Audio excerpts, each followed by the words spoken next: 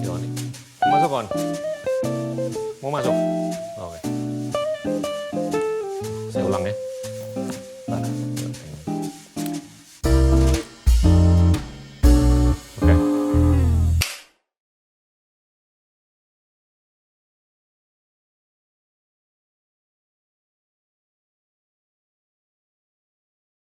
Akhir-akhir ini saya sering ditanya sama teman-teman dan juga beberapa anggota generasi muda mengenai apa sih nih faktor X untuk kita semua tuh bisa keren.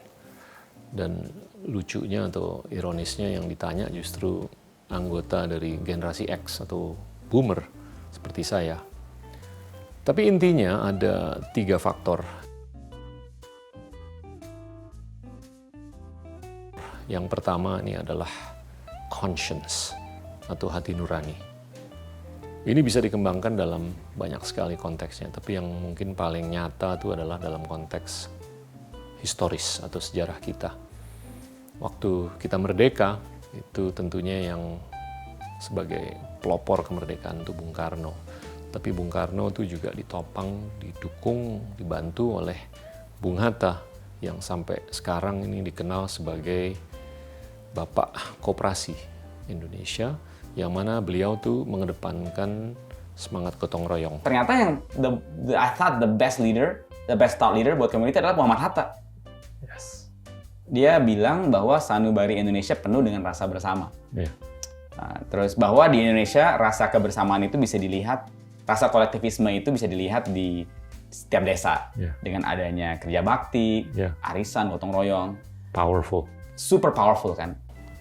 Semangat gotong royong ini penting sekali untuk bagaimana kita bisa membuahkan social credit atau kredit sosial agar kita bisa melakukan sosialisasi, membina jaringan agar tentunya produksi dan produktivitas itu semakin meningkat dengan cara yang bijaksana. Beliau juga dikenal sebagai sosok yang memperjuangkan kedaulatan. Nah, ini nyambung dengan bagaimana kita harus membina hati nurani. Apalagi sekarang, kalau yang sering kita dengar ini adalah topik mengenai perubahan iklim. Perubahan iklim ini sangat pesat. Kita sering dengar bahwasanya dari awal mula planet bumi 4,6 miliar tahun yang lalu sampai sekarang kita tuh udah mengemisi karbon dengan jumlah yang besar sekali. Lebih dari 1.500 gigaton, yang mana emisi karbon per tahun itu kurang lebih 60 sampai 70 gigaton. Tapi kalau kita lihat, karbon yang tersisakan di planet bumi itu hanya 2.000 sampai 3.000 gigaton. Kalau kita menggunakan business as usual atau yang itu-itu aja, ya kehidupan kita nih cukup finite. Kita hanya memiliki 50 atau 60 tahun lagi. Tentunya tanpa perubahan gaya hidup, tanpa perubahan energy equation kita. Tentunya kita harus mengubah. Kita nggak bisa terus-menerus memborohkan masa depan untuk kepentingan convenience di hari ini. Kita harus menyadari, kita harus menunjukkan hati nurani yang lebih agar kita bisa bukan hanya menyelamatkan, tapi bisa memupuk masa depan kita agar lebih ramah lingkungan, lebih lestari, dan lebih keren lah. Mungkin salah satu sosok yang muda yang akhir-akhir ini menjadi sosok terkenal untuk kepentingan lingkungan atau kepentingan perubahan iklim, ini adalah Greta Thunberg. Usianya mungkin 17 tahun, follower Instagramnya 17 jutaan kalau kurang lebih. Tapi ya lucunya kalau saya bandingkan dengan sosok yang lain seperti Kylie Jenner, itu follower Instagramnya itu bisa 270-280 juta. Nah, dari situ aja kita udah melihat, walaupun Greta itu memiliki pengikut yang luar biasa banyak, tapi kenyataan di kalangan generasi Z ini menunjukkan bahwa justru yang tidak memikirkan hal-hal yang terkait dengan lingkungan atau climate change, itu yang lebih dianggap keren. Nah, ini mungkin harus kita pelajari, harus kita sadari, ini hati nuraninya nih gimana? Conscience-nya di mana? Gimana untuk kita bisa menunjukkan conscience yang lebih tinggi agar bukan hanya Greta itu followers-nya bisa lebih dari 280 juta, tapi bagaimana Indonesia itu juga bisa membuahkan belasan atau puluhan orang seperti Greta yang bisa memperjuangkan isu-isu yang sifatnya jangka panjang. We have arrived at a critical juncture where the decision tree has become more clear than ever.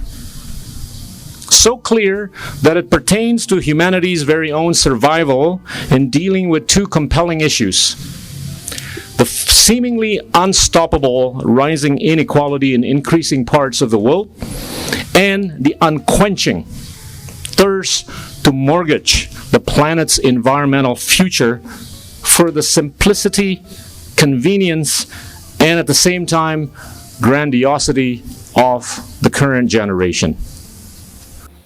Saya akhir-akhir ini mengadvokasi bahwa kita tuh harus mulai ngobrol mengenai isu-isu yang sifatnya jangka panjang. Apakah itu perubahan iklim?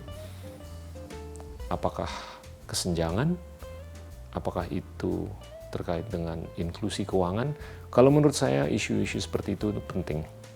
Dan itu akan melatih bukan hanya kita, tapi generasi muda untuk berpikir bukan hanya jangka panjang, tapi berpikir secara strategis agar kita bisa melihat masa depan dunia ini lebih indah daripada apa yang kita lihat selama ini, yang mana kita mungkin saja untuk kepentingan industrialisasi kita tidak mengedepankan kepentingan untuk menjaga lingkungan, untuk menjaga apapun lah yang sangat berharga di sekitar kita.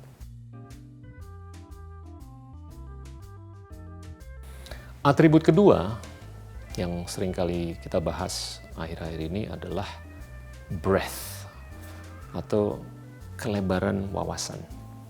Ini mungkin telah terjadi perdebatan antara satu school of thought yang mengedepankan spesialisasi, tapi berkontras dengan school of thought yang satu lagi yang mengedepankan kepentingan untuk melebarkan wawasan atau generalisasi.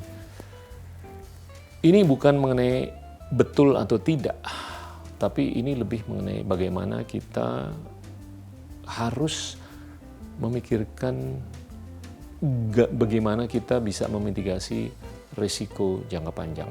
Saya berhipotesa bahwasanya kalau kita wawasannya itu lebih lebar, itu kita lebih bisa memompa intuisi kita. Dan semakin intuisi kita itu lebih tajam, lebih banyak, semakin kita lebih bisa membuahkan wisdom atau kebijaksanaan.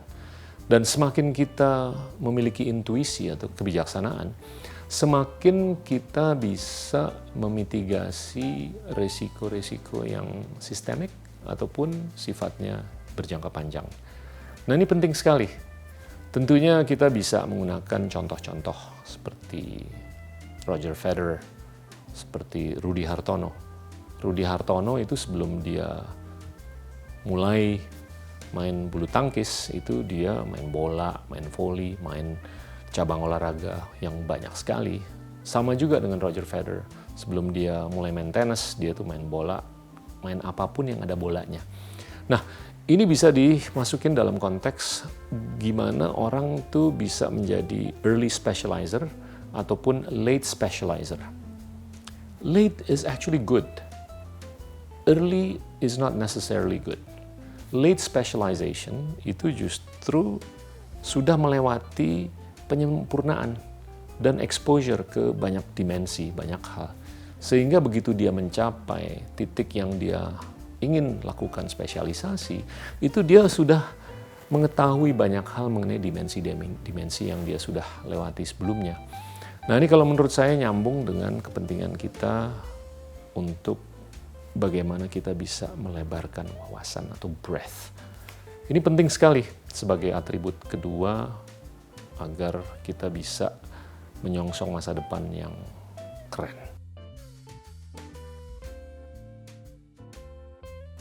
Yang terakhir, atributnya adalah terkait dengan artikulasi, kan?